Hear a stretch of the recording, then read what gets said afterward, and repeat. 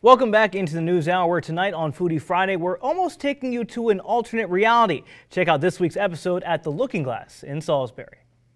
Welcome to another episode of Foodie Friday. This week we're in Salisbury at a place called the Looking Glass. And trust me, if you want to treat yourself to a culinary experience, if you want to wow your taste buds, then you need to come down here and try the cooking of Chef Dan Mears, because I'll tell you, trust me, it'll make you feel like you're in Wonderland. Let's go.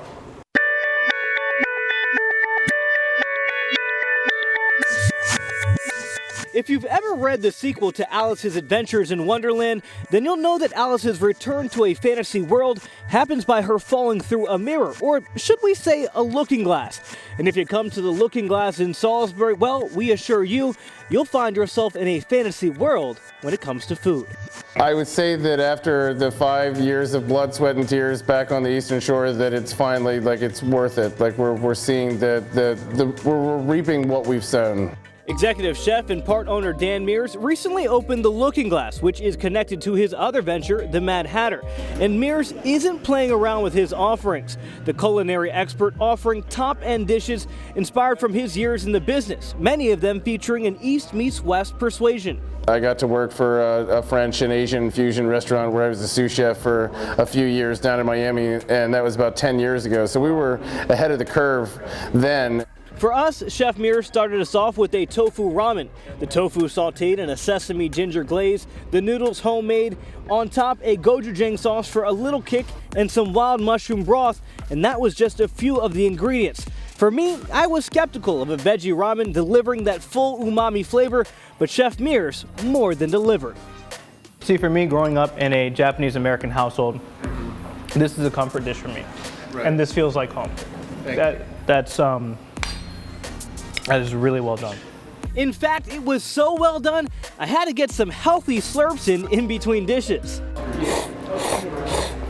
But I wasn't the only one amazed by the flavor of the tofu. Our foodie photog Mike was also pretty impressed, getting in on the action after the shoot. It's got a great earthy flavor. Yeah, that's some meaty tofu. That's great texture. So with the ramen setting the bar high, could Chef Mears keep on wowing us? The answer, a resounding yes. His next dish, a play on barbecue, a braised short rib over an East meets West mac and cheese and collard greens. Downtown delicious. What else can I say? Downtown delicious right here. Everything on this plate is perfect, and somehow you make everything work together.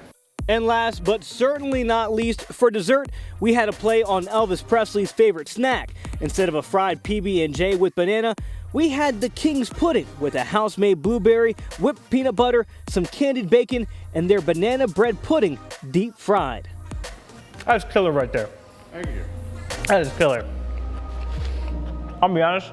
You get salty and sweet, and savory, and... Exactly, it hits all those notes.